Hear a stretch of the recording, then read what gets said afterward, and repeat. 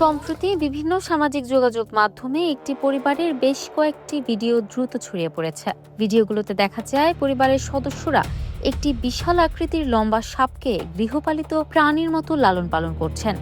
সবচেয়ে বেশি আলোচনা এসেছে পরিবারের 4 থেকে 5 বছর বয়সী এক শিশুকন্যা, যাকে সাপটির সঙ্গে একেবারে স্বাভাবিক ও নির্ভীকভাবে সময় কাটাতে দেখা গেছে। ভাইরাল হওয়া ভিডিওগুলোতে দেখা যায় শিশুটি কখনো সাপটির সঙ্গে খেলছে, কখনো সেটিকে গোসল করিয়ে দিচ্ছে, এমনকি এক পর্যায়ে তাকে বিশাল আকৃতির সাপটির শরীরের উপর শুয়ে থাকতেও দেখা যায়। ভিডিওগুলোতে সাপটির শান্ত আচরণ দেখে অনেকেই বিস্ময় প্রকাশ করেছেন।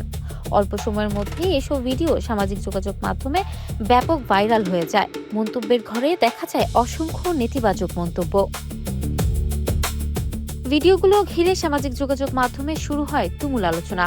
অনেকের ধারণা সাপটি বিষ দাঁত কিংবা বিষ অপসারণ করা হয়ে থাকতে পারে। আবার অনেকে মনে করছেন সেটি সত্য হলেও বিপদের ঝুঁকি কোনোভাবেই শেষ হয়ে যায় না, কারণ একটি বন্যপ্রাণীর স্বাভাবিক প্রবৃত্তি কখন কি পরিস্থিতি বদলে যেতে পারে তা আগে থেকে নিশ্চিত করে বলা সম্ভব নয়।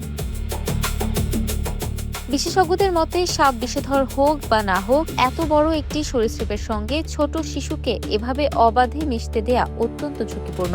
হঠাৎ ভয় পাওয়া, উত্তেজিত হয়ে ওঠা কিংবা আত্মরক্ষার প্রবৃত্তি থেকেই প্রাণীটি আক্রমণাত্মক আচরণ করতে পারে, যা মুহূর্তেই ভয়াবহ দুর্ঘটনার কারণ হয়ে দাঁড়াতে পারে।